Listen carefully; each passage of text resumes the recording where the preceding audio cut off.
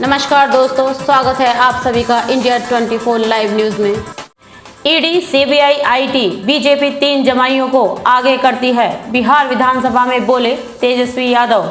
बिहार में floor test के बीच चर्चा के दौरान डिप्टी सीएम तेजस्वी यादव ने भारतीय जनता पार्टी पर जमकर हमला बोला। उन्होंने प्रवर्तन निदेशालय, सीबीआई और आयकर विभाग को बीजेपी के 3 जमाई तक कह दिया, जिस पर विधानसभा में जमकर हंगामा हुआ। सीबीआई की छापेमारी पर बात करते हुए तेजस्वी यादव ने कहा कि गुरुग्राम में मौजूद मॉल मेरा नहीं है, उसका उद्घाटन बीजेपी सांसद ने किया था। विधानसभा में तेजस्वी यादव ने कहा कि बीजेपी के साथ रहे तो राजा हरिश्चंद्र बन जाएंगे और हाथ छोड़ देंगे तो भ्रष्टाचारी। मैं विदेश जाता हूं तो मुझ पर लुकआउट नोटिस लगता है, लेकिन मेहुल चौकसी, नीरव मोदी, ललित मोदी और विजय माल्या पर लुकआउट नहीं था। ये हजारों करोड़ लेकर भाग गए थे। फ्लोर टेस्ट से पहले स्पीकर विजय सिन्हा का इस्तीफा, बोले पद छोड़ देता लेकिन मुझे हटाने की कोशिश हुई। फ्लोर टेस्ट से पहले तेजस्वी की पार्टी आरजेडी के नेताओं पर सीबीआई का छापा। कांग्रेस अध्यक्ष का चयन या चुनाव, गांधी परिवार की दूरी, गहलोत जरूरी या मजबूरी। कांग्रेस में अध्यक्ष पद के चुनाव का ऐलान हो चुका है और राहुल गांधी चुनाव नहीं लड़ने के स्टैंड पर कायम है। सोनिया गांधी ने अशोक गहलोत के साथ मुलाकात की है और उनसे कांग्रेस अध्यक्ष का पद संभालने का आग्रह किया। कांग्रेस अध्यक्ष बनने के सवाल पर गहलोत मीडिया के सवालों से बचते नजर आए। गहलोत ने कहा कि वह इस बारे में नहीं जानते और उन्हें यह बात मीडिया से पता चली है। उन्होंने कहा कि आगामी गुजरात चुनाव के लिए उन्हें पार्टी ने पर्यवेक्षक बनाया गया है, जिसकी जिम्मेदारी वो निभा रहे हैं। कांग्रेस अध्यक्ष बनने के सवाल पर कुछ नहीं बोले। कांग्रेस अध्यक्ष न बनने के पीछे अशोक गहलोत के कई कारण हैं। वे राजस्थान के मुख्यमंत्री पद को किसी भी सूरत में छोड़ने को तैयार नहीं हैं। 2023 के विधानसभा चुनावों में पार्टी का नेतृत्व करने के लिए अड़े हैं। इतना ही नहीं, राजस्थान में वह सचिन पायलट को सत्ता की कमान सौंपने को तैयार नहीं है। यही वजह है कि गहलोत कई बार कह चुके हैं कि कांग्रेस के सभी नेता राहुल गांधी को ही अध्यक्ष के पद पर देखना चाहते हैं।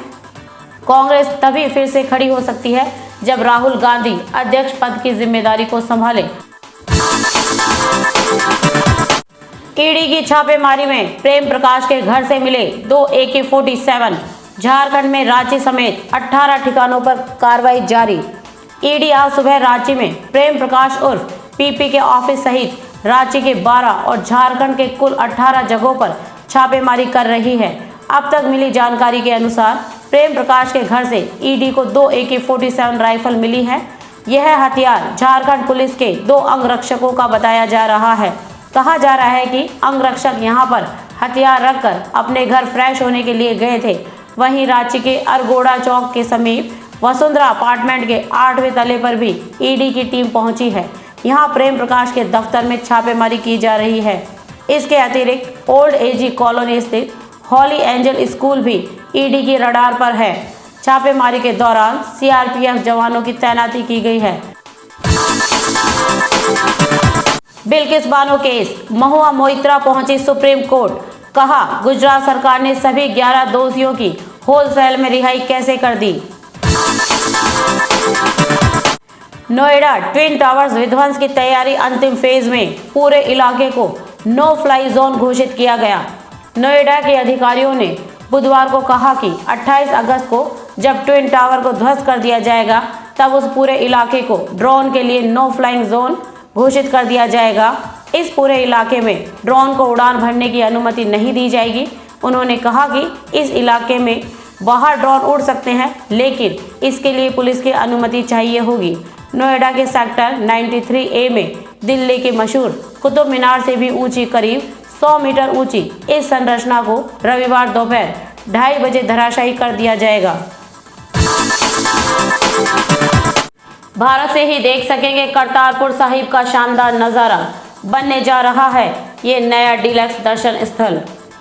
महाराष्ट्र विधानसभा में शिंदे गुट और विपक्ष के विधायकों के बीच भिड़ंत, जमकर हुई नारेबाजी। रोहिंग्या और बांग्लादेशी घुसपैठिए देश की सुरक्षा के लिए खतरा, कार्रवाई के प्रति रहना होगा गंभीर।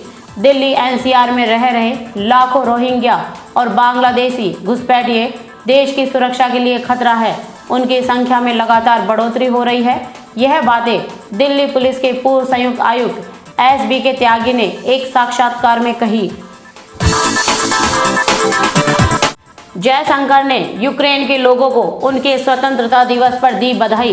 विदेश मंत्री S जयशंकर ने बुधवार को देश के स्वतंत्रता दिवस के अवसर पर मंत्री दिमित्रो कुलेबा और यूक्रेन के लोगों को बधाई दी।